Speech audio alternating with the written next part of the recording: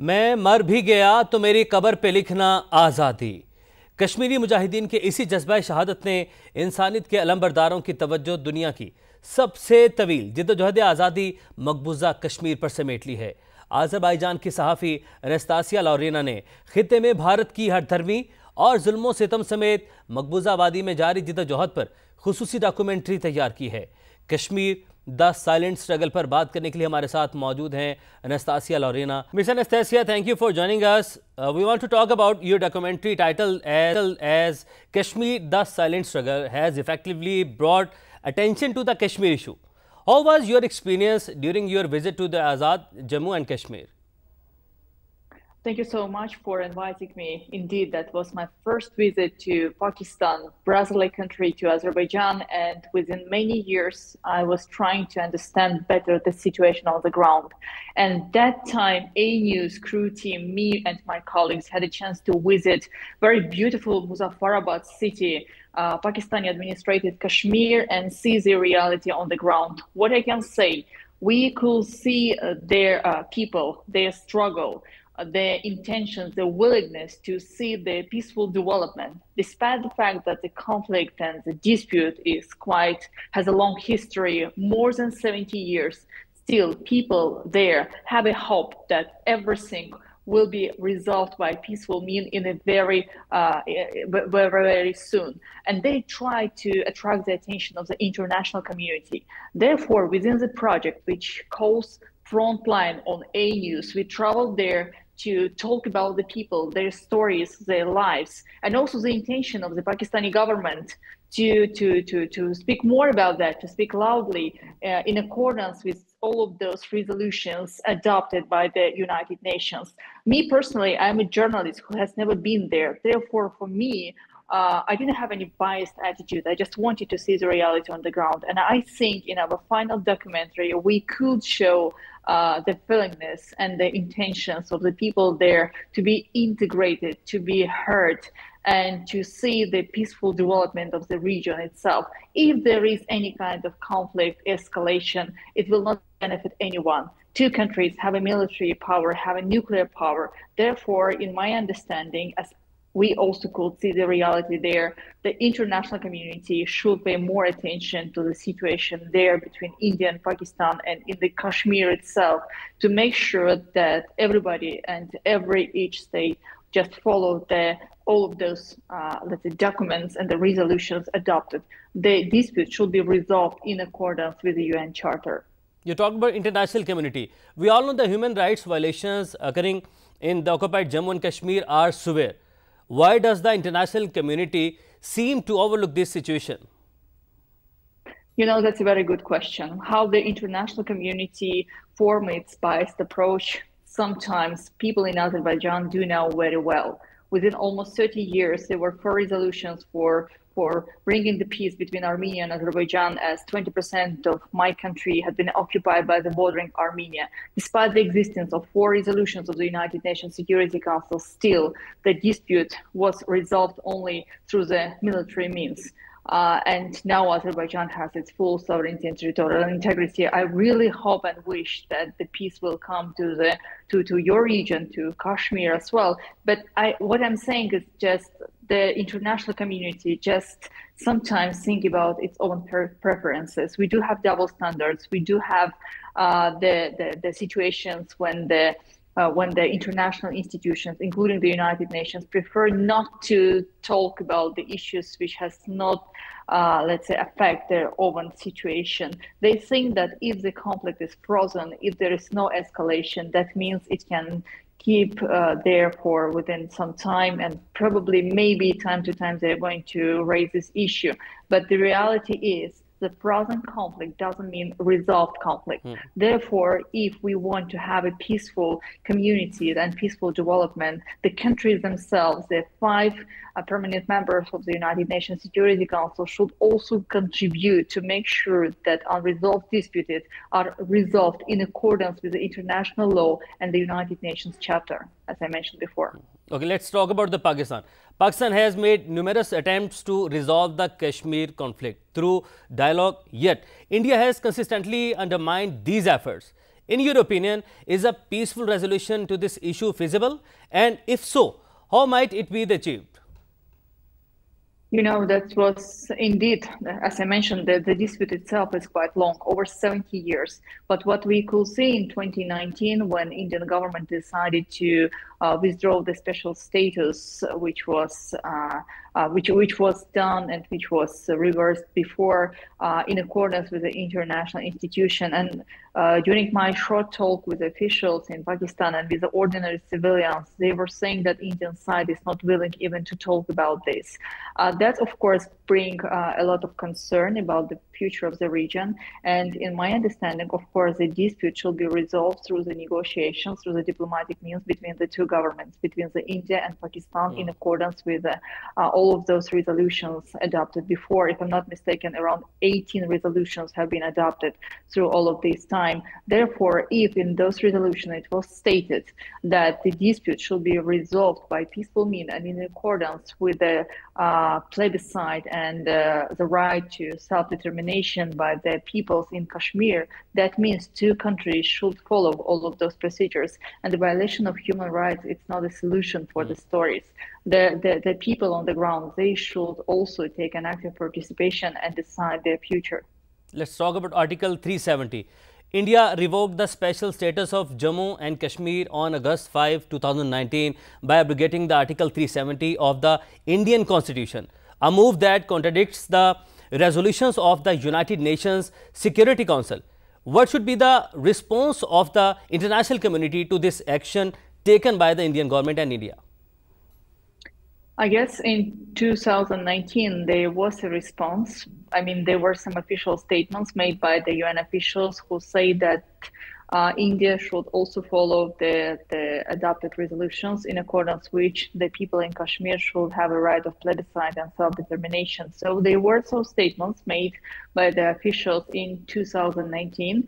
But the problem is that the international community, the global community, raises issue only when there is a special session or a special event, or let's say 5th February, the Kashmir Solidarity Day. Within this period of time, we should and we can hear some official statements, but apart from that, there is nothing. In my understanding, there should be more, let's say, roundtable discussions, especially side events in the United Nations.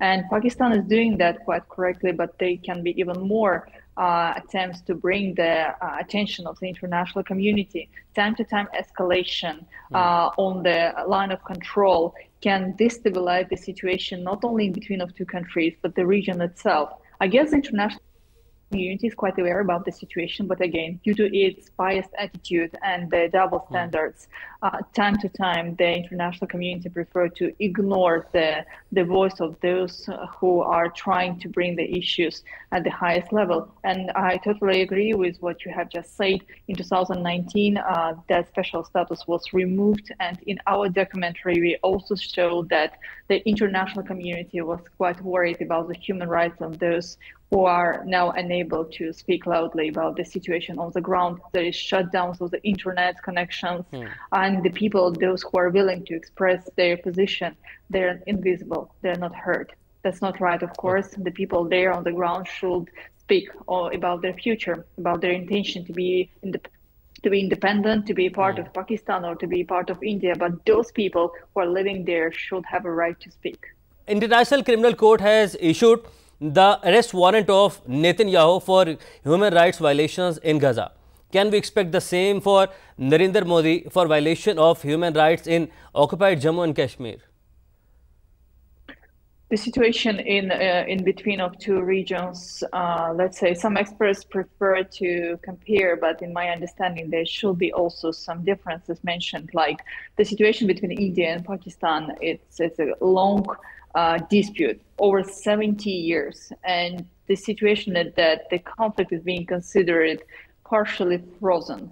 Therefore, it's not much discussed as, let's say, the situation around Gaza.